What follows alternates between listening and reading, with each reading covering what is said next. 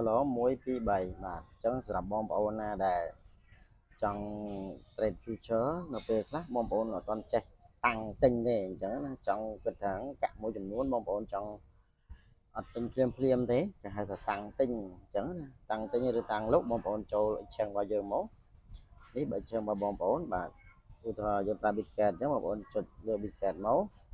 អញ្ចឹងឧទាហរណ៍ថាខ្ញុំចង់តាំងទិញកាក់នេះមួយណាបងប្អូនណាបាទយើងតិចមក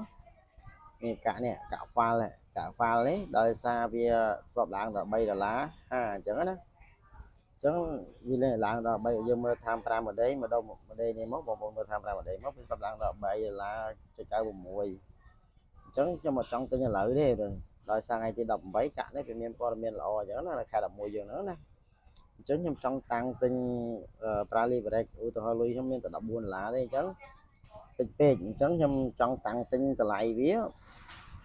នេះខ្ញុំចង់ទិញនៅតម្លៃនេះបងប្អូនណាកន្លែងមើល time frame នេះសិនយើងមើល graphic មើលអីចឹងណាបាទយើងចង់ទិញនៅតម្លៃនេះ$2ចុច3.380អញ្ចឹងណានេះតម្លៃនេះ$2ខ្ញុំចង់ទិញនៅតម្លៃនេះអញ្ចឹងណាចង់ទិញនៅតម្លៃនេះអ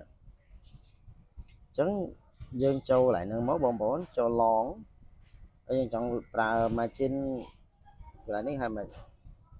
ញ្ចឹងយើងចុចពាក្យ TP នេះផងបងប្អូនអញ្ចឹងខ្ញុំចង់ទិញ1 USD អញ្ចឹង1 USD យើងប្រើ grossing 75គុណនឹង 75x អញ្ចឹង1 USD អញ្ចឹងខ្ញុំចង់ទិញតម្លៃ$2.36អញ្ចឹង TP បើសិនបើកាក់នឹងឡើងដល់$3.90គឺកាត់ចំណេញណាយើងលក់នៅតម្លៃអញ្ចឹង TP take profit អញ្ចឹង SL គឺតែបើសិនបើកាក់នឹងចុះដល់សល់$2.30យើងកាត់ខាតអញ្ចឹងណាបងប្អូននោះយើងដាក់ឲ្យហើយមកហើយយើងពីចូលយើងចុចពាក្យ long នេះអញ្ចឹងណាអញ្ចឹងយើងចុចពាក្យ long មួយមកបាទហើយយើងវាសួរយើងនេះ order type limit គឺយើងដាក់ទិញតម្លៃហ្នឹង$2.36 equality ចំនួន30.1 file ហ្នឹងណាកាក់ file ហ្នឹងណា order value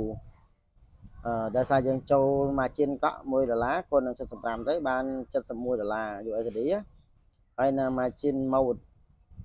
crossing margin គឺ90.9472 margin Rio ហ្នឹង11.6% equality price $1.92បើសិនបើចឹងនេះ stop loss របស់យើងគេហៅ SL ហ្នឹងនេះយើងមើលតែប៉ុណ្្នឹងដែរនេះ SL យើងបងប្អូនគឺ$2.30ចឹងចុច confirm មកប៉ុណ្្នឹងដល់ហើយអញ្ចឹងក្នុងការនេះបងប្អូនមិនមែនតែចាំមើលរហូតទេបងប្អូនអាចតាំងចោលបងប្អូនធ្វើការធម្មតាអញ្ចឹងណាអញ្ចឹងងាយសម្រាប់អ្នក trade future អញ្ចឹងលុយ10រៀលបងប្អូនអាចចូល trade បានដែរមិនមែនចាំដល់លុយ$1000ឬ$100ទេអញ្ចឹងណាយើងរៀនតិចទៅហើយកុំតាមគេបងប្អូនខ្លះឃើញគេចូលធំ